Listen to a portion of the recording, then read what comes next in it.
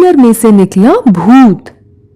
एक गांव में मोहन अपनी मां मीना के साथ रहता था। वह दोनों बहुत गरीब थे। मोहन गांव में दिहाड़ी पर काम करता था। उसे कभी काम मिल जाता था तो कभी वह पूरा दिन काम की तलाश में ही निकाल देता था। मीना लोगों के घर में नौकरानी का काम करती थी। वे दोनों इतना भी नहीं कमा पाते थे कि घर का खर्च चला सकें। कभी कभी तो घर में राशन न रहने की वजह से दोनों भूखे सो जाते थे। कुछ दिनों बाद मीना ने मोहन की एक गरीब घर में लड़की से शादी करवा दी। उसकी पत्नी का नाम ऋचा था। ऋचा पहले तो बहुत अच्छे से रहती थी, दोनों का बहुत ख्याल रखती थी, लेकिन धीरे धीरे उसके तेवर बदल जाते हैं। वह मोहन और मीना दोनों को छोटी छोटी बातों पर परेशान करने लगती है। कभी उन्हें खाना बनाकर नहीं देती तो कभी उनसे ही खाना बनवाती है। मोहन और मीना ऋचा के व्यवहार से परेशान रहने लगे। एक दिन ऋचा ने मोहन से कहा, मार्च का महीना आ गया, मुझे बहुत गर्मी लग रही है, मुझे कूलर चाहिए। मोहन कहता है, अभी मेरे पास पैसे नहीं हैं, थोड़ा काम मिलने दो, बाद में ला दूंगा।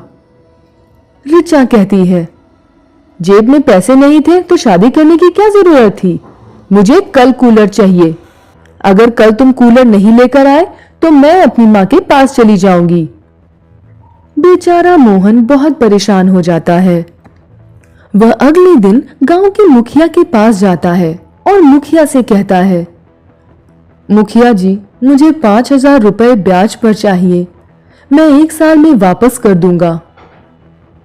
मुखिया कहता है, ऐसा भी क्या जरूरत पड़ गई जो तुम ब्याज पर पैसा मांग रहे हो?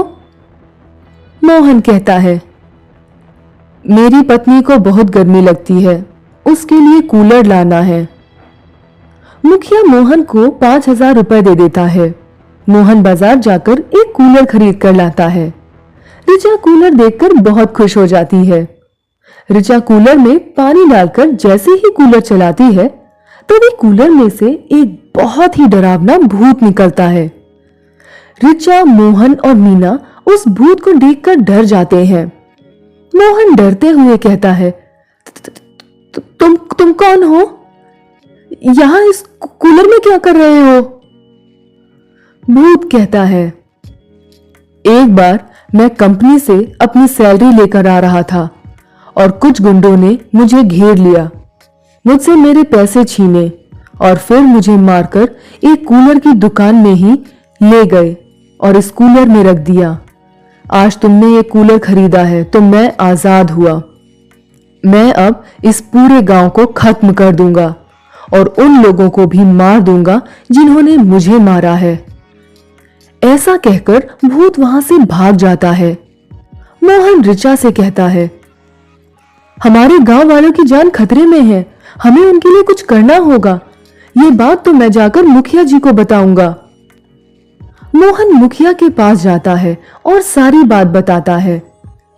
मुखिया पूरे गांव में ये खबर पहुंचा देता है और गांव में लॉकडाउन लगवा देता है। उसी रात को ऋचा की मम्मी का फोन आता है। ऋचा बात करते हुए बहुत परेशान हो जाती है।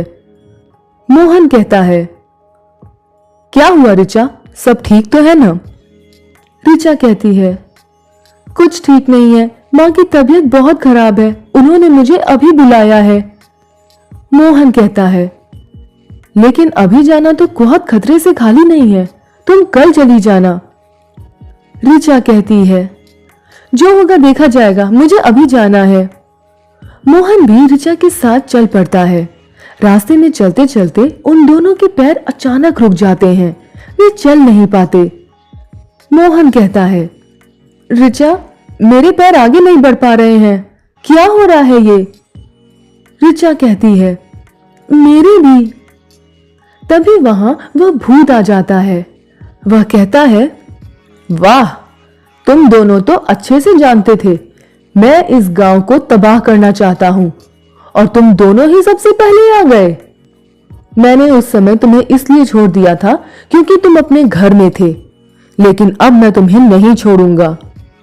भूत जैसे ही मोहन की गर्दन पकड़ता है ऋचा उसके ऊपर गंगा जल डाल देती है और भूत जलने लगता है। वह तड़प तड़प कर चिल्लाने लगता है और जलकर राख हो जाता है। यह बात मुखिया जी को पता चलती है। वह लॉकडाउन हटा देते हैं। गांव वाले फिर से खुशी खुशी रहने लगते हैं।